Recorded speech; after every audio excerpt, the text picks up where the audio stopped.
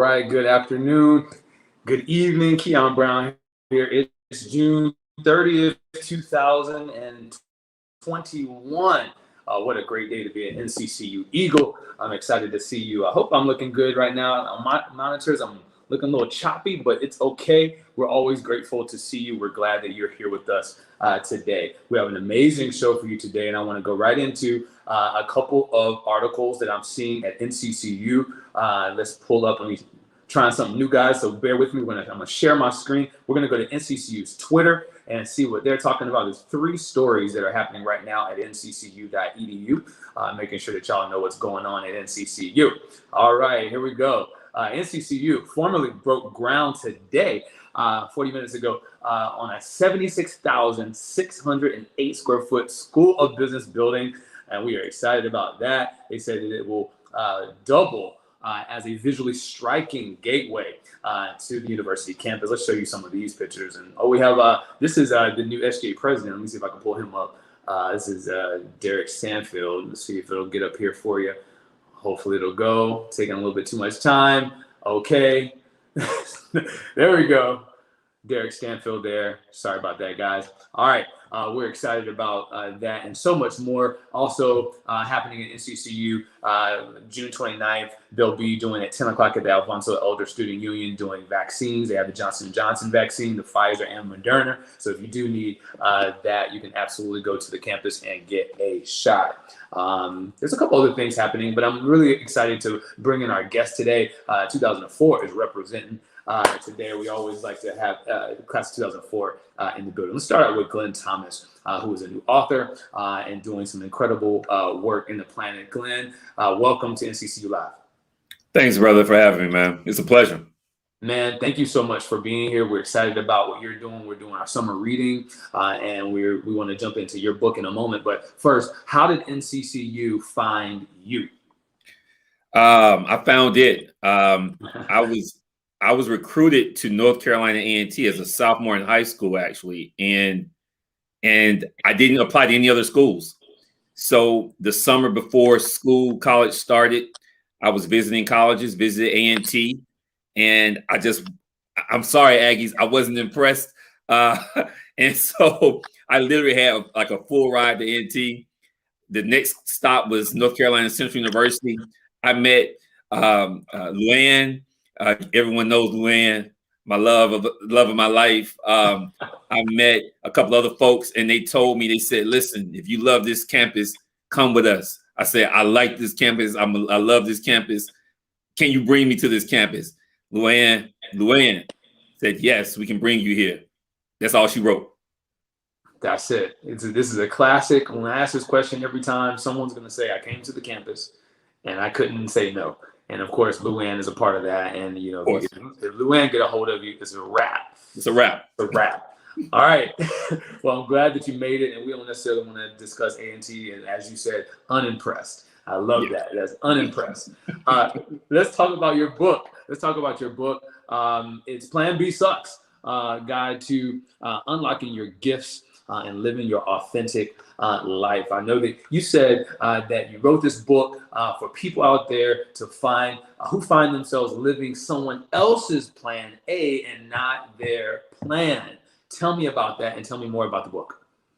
Yeah, you know, when I was at Central, you know, there was a dean there that told me, he said, Glenn, you have a gift.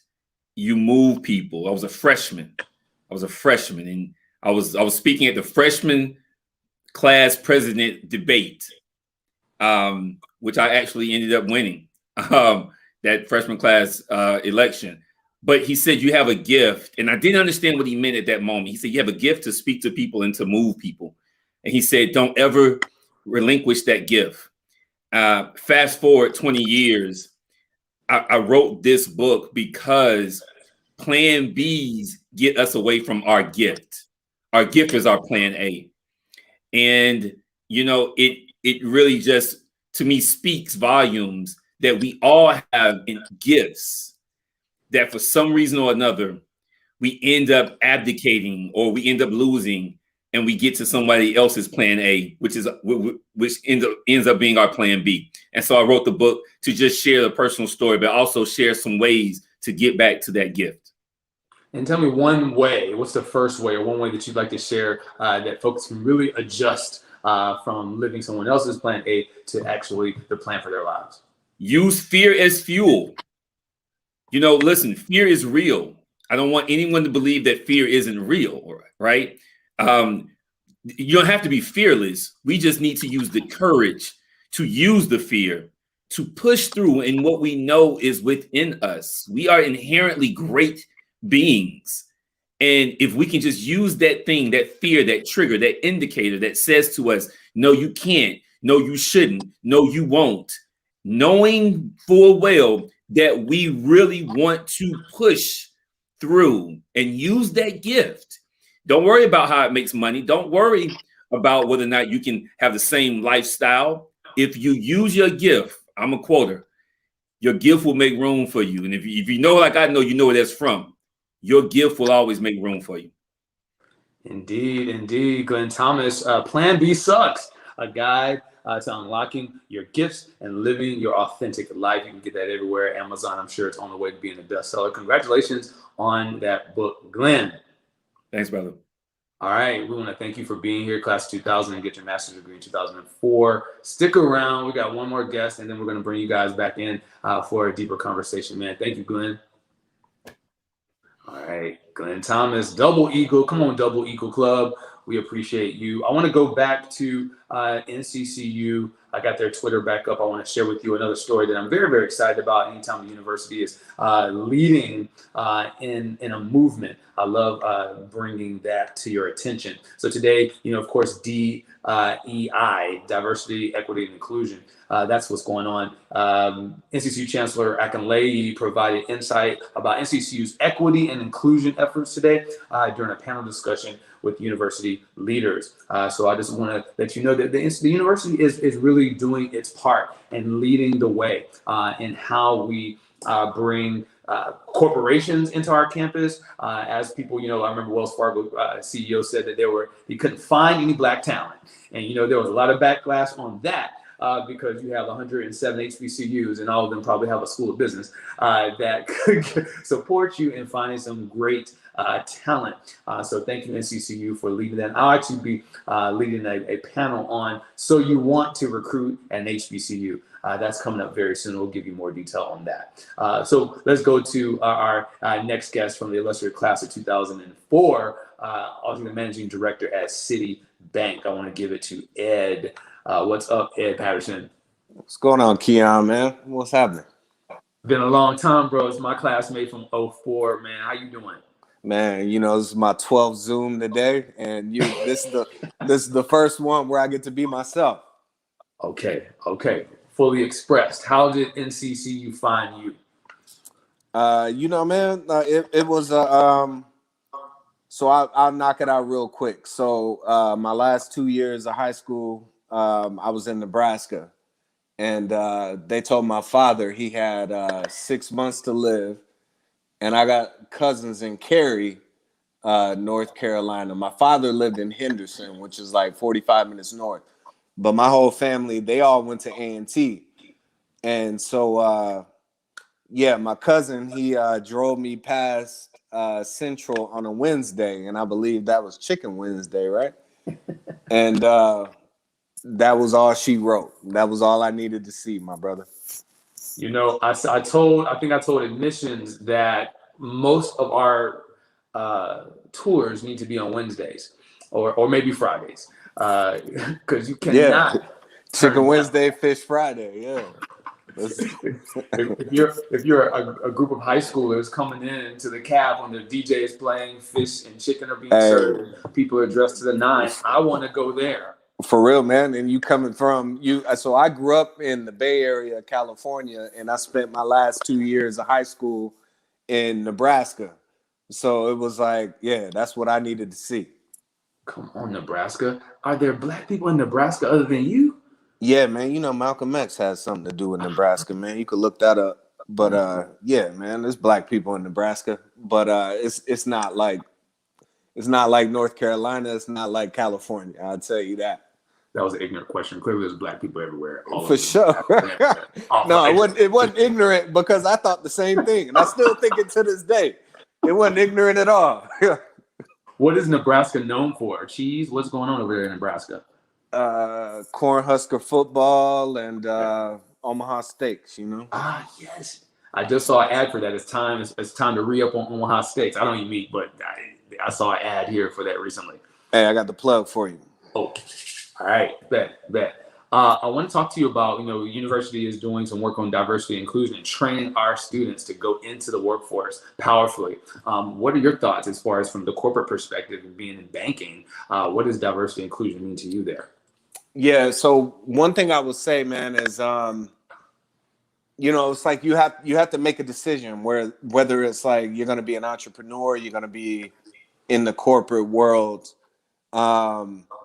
I would say this to anybody entering is don't let society block your ambition. So society has created this they. There's this they that is blocking you.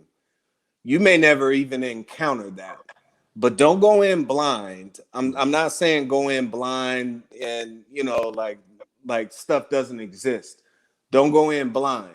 But what I'm saying is that if you go into corporate life with this they, you've already created this block for yourself. And so get that out of your brain. I'm in the gym every day, but the one muscle that you always need to work out is your brain, and keep that in mind. So that's the advice. Literally, I got like 10 mentees. I tell them this all the time. Like, there is no they until you encounter the they, and then you react to the they. But don't go in with that mentality. You gotta, our parents told us we were gonna have to work 2 times as hard, or you got to be better to be considered equal. Sure. That's true.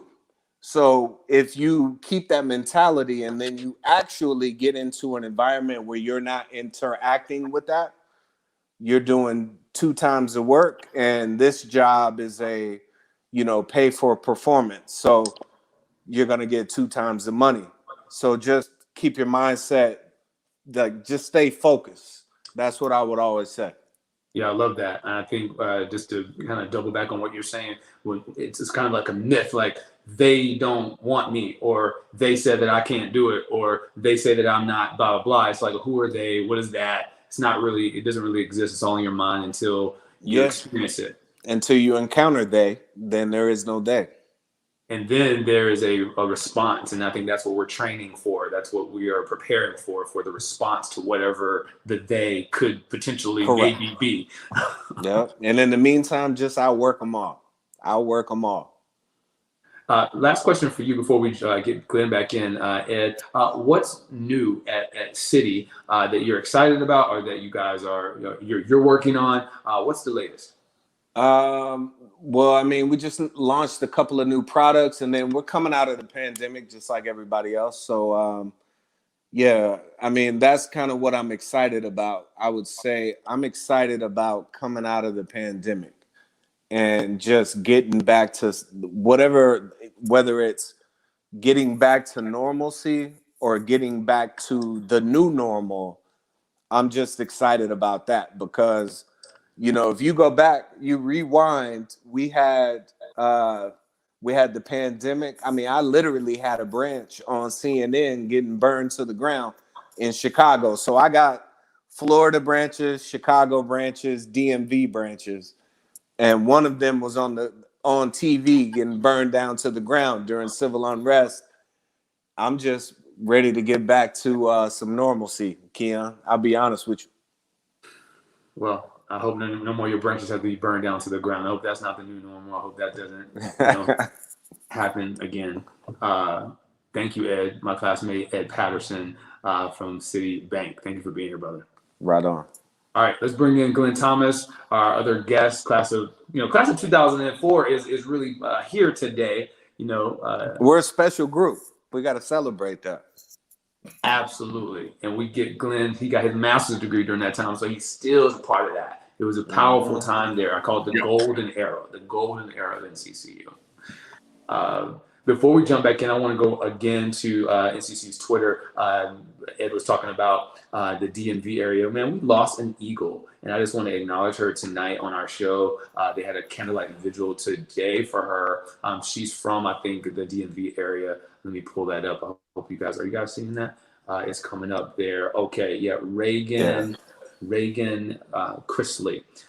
So she died in her hometown. I think it's somewhere in the DMV area. And we just want to give her a moment. And we're just so grateful for her family, and we're sending her love. And, of course, NCCU is always available to provide counseling services. If any of her classmates or anyone needs support, the university is absolutely there to support you. So soar in peace, Reagan. Thank you. Man. All right. Well, this is our time that we're gonna, chat it up. It's a great day to be an NCCU Eagle. I'm grateful for you guys, y'all brothers, being here with me tonight. Question is, back to diversity and inclusion. I want to know from Glenn, what are some things, some standards that you in your work, because you do a lot. We talked about your book today. We didn't really get into all the other stuff that you do. Elaborate a little bit on what you do and how D&I, diversity and inclusion, kind of play a role in that. Your thoughts. Yeah, our group works with organizations around what we call heart work, which is really a short way of saying how we live, love, and lead from the inside out. We work with hospital systems, school systems, nonprofits, corporations, but as it intersects with DEI at least, we really start all our work is fundamentally rooted in heart work. That each leader has a lived experience that we typically cut off when we get to the work doors. Our contention is that we should not be cutting lived experiences off at the work doors. We should be welcoming those lived experiences. Diversity, equity, and inclusion gets lost in translation, I think, because we don't understand that there's heart involved, there's love involved, there's empathy and care and compassion involved. And so that's how we intersect our work when it comes to DEI work specifically. Thank you. Glenn, where are you with diversity, equity, and inclusion at the workplace?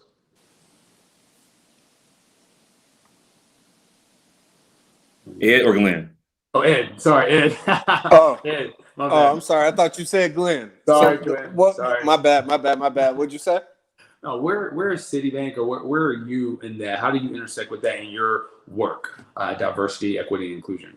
Yeah, so we've actually, last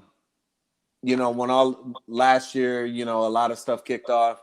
What we're trying to do is ensure that we have representation from us at the higher, we call them C levels, right? So at the senior vice president level, at the, so on and so forth.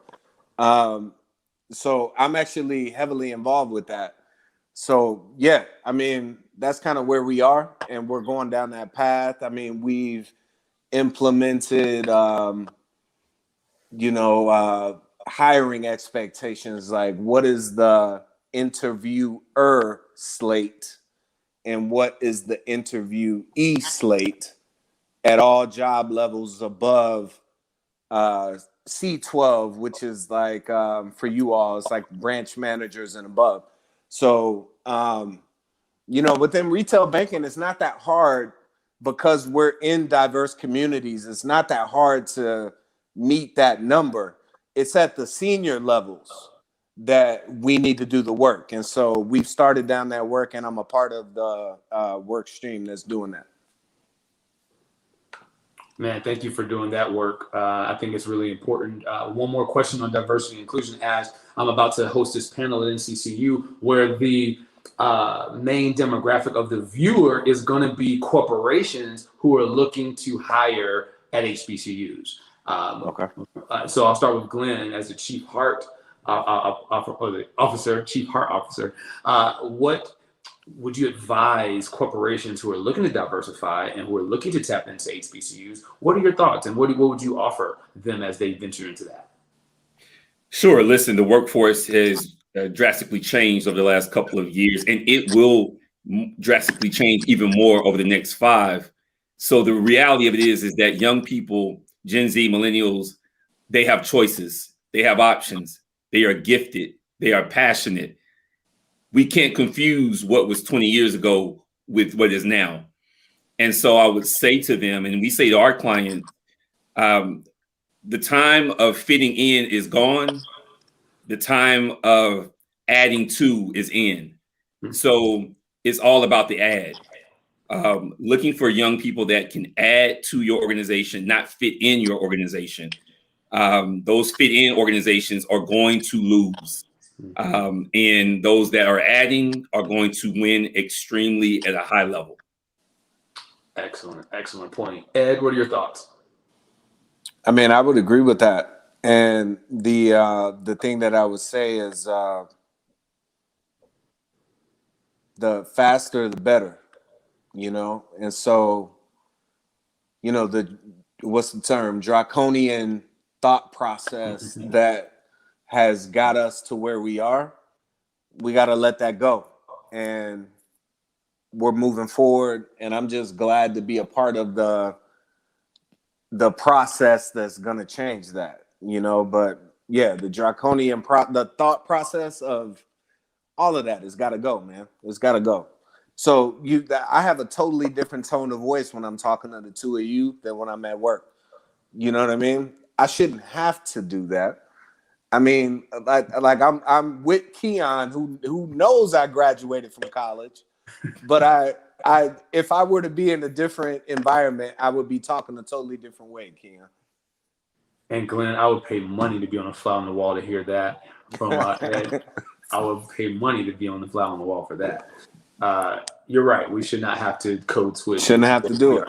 Shouldn't have to.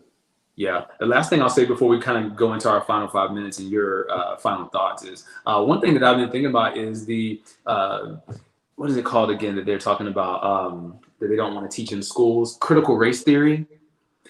So the thing is that as an educator and as a North Carolinian who's been in New York and been in the metropolitan areas, critical race theory has never been taught in school. Yeah, I had to Google it, man. I had to Google it. So the fact that this is a talking point and a fear-mongering kind of like ploy to get people excited and riled up is so interesting. It's not taught, okay? Juneteenth being a federal holiday is going to be an opportunity for them to do some critical race theory because you can't just have the day off and not talk about why. You know, you can't just talk about Martin Luther King. You can't talk about these things. Now, when we get Harriet Tubman on the 20, I can't wait for that conversation. Whenever that happens. So anyway, I just want to say that publicly that it does not happen. It is fear mongering. It is made up. It is something that is getting people riled up for no reason. Critical race theory. I'm from Wilmington, the site of the only successful coup d'état in history of the country. That's Wilmington true. was a black town, and That's now true. it's currently a white town. 130,000 people, 29,000 black. We were never taught that in school. Wilmington could have been the face of reconciliation, could have been the face of how to handle those things, but they chose not to. And so that's the point, that critical race theory is not taught in schools. Any thoughts on that, Glenn or Ed? Hey, man, any word that has race in it in America, unfortunately, is going to be polarizing, misconstrued in so many different ways, depending on what side of the fence you come in on. The context matters, obviously. It's sad, but listen, I still have hope. I have hope because young people are courageous, and I'm not scared. I'm hopeful because young people are showing off. They're showing up and showing off and showing out. So yeah. Ed, anything from you? Man, I can't believe we still have things that divide us. To be honest with you, that's kind of where I'm at with it. You know, yeah. Anything that divides us is a falsehood, man. Don't fall into that. So, yeah. But the critical race theory, it's all over the TV. So now I'm Googling, learning about it myself, and I'm 38 years old. You know. Powerful. I think everybody should Google it. Created by a Black woman. She's brilliant. It's something that we should definitely think about. I don't necessarily think it should be taught. It doesn't have to be taught. I think that everything, should have the proper context. We should be teaching facts. And if you're teaching facts, then the context will be accurate. So we don't need critical race theory. We just need facts. So thank you for deep diving on that as we conclude. Let's go right into just a couple things before we go. Thank you, Glenn, for being a part of our summer reading. You guys make sure that you pick up Glenn's book, Plan B Sucks. I'm excited for that. Please pick that up. If you guys are in Texas, if you are in Illinois, if you are in Washington State, these are some of the states that we're kind of focusing on in this season, working on getting some folks who may be Eagles in those areas. So please tell those folks we're looking for them. Let's see, anything else? Yes, let's do one more thing. It is the Eagles Give Challenge. Eagles Give Challenge, where we get our alumni to give to the university by going to eaglesgive.com. And then we also ask our guests if they will make recurring gifts to the university. Glenn, author, Chief Heart Officer, will you make a recurring gift to the university? Definitely. I'm on the lifetime membership thing now. Boom. Yeah. Thank you for continually giving to the university. Ed, come on, C-Suite, Citibank. Will you give to the university a recurring gift via eaglesgive.com? Oh, yeah, man. You ain't got to worry about me. It's all good. All right. That's the Eagles Give Challenge. We are always getting our alumni active and financial. It's important for you to give. Go to eaglesgive.com. Eaglesgive.com, make a recurring gift. And if you don't have a particular place that you want to give the money to, you can always give to the annual fund, where the university can have soft funds to handle things that they need to handle. If you have a fraternity or sorority or a department, you can always give to them. But if you're open, you can give to the annual fund. Also, make sure that you go to nccualumni.org and join the Alumni Association. Glenn said he's a lifetime member. Look, I encourage everybody to jump in and give like $50 a year to really support this third-party private advocacy organization for our alma mater, the Sloping Hills at Verdon Green. All right, final thoughts. Let's go right into Glenn. What are your final thoughts for tonight? What would you like for our guests to be left with in our last couple minutes? Glenn. Hey, just glad that you're doing what you're doing, Keon, man. Awesome platform. I've been watching it for a while. And just Eagle pride, man. I just love the Eagles out here who are shining. Yo, shout out to Jasmine Crowe. Homelessness and hunger are the two issues that are near and dear to my heart. So just shout out to Jasmine Crowe, yo. Like, I love her. Like, Jasmine, if you're watching, yo, shout out to you. You know I'm a fan. So just love all the Eagles, man, doing amazing things. And just make sure, Plan B sucks. Tap into your gift. Come on. I will say that Glenn, you, myself, and Jasmine are part of the freshman class president club. So man, I didn't know that, man. Yes. So that was dope. Me and Ed came in that year. That was a powerful year, the fall of 2000. Yeah, buddy. The best year. Ed, you remember the Keon Dion connection? You remember Dion? Oh, you know what I do? Yeah, I'm glad you said that. Yeah. Shout out to Dion Hallback. That's what we ran on. The Keon Dion. He was my VP. Keon Dion connection. That was cool. Man, I think I was treasurer or something. I can't even remember, man. Yeah, man, college. Don't get me started. This is being recorded. But yeah. Only for another couple minutes. We can stay on. We can stay on. But yeah, I was a treasurer. That's why I went straight to banking. Come on. That's how it gets started. That's how it starts. Ed, what are your final thoughts, man? Man, I would say, hey, I truly appreciate this platform. Keep doing what you're doing.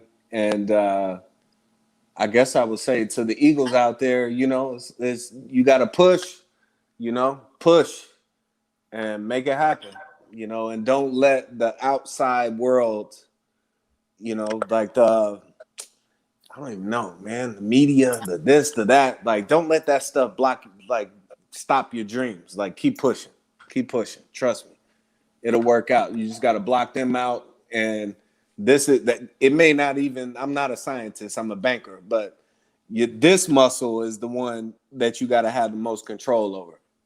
I'll say that. We'll call you a financial scientist. We'll give you that. My man. scientists. Ed Patterson from the class of 2004 and Glenn Thomas from the class of 2000 and 2004, brothers. Thank y'all for being here tonight. Thank you guys for watching. Remember that an eagle is no common, ordinary barnyard fowl. And what we're saying here on EAN and NCC Live is that you belong at NCCU. You belong here. So until next time, guys, we love you for watching. And we'll see you next week right here on NCC Live. Take care. See y'all later. Thank y'all, brothers. Thanks. Hey, appreciate it.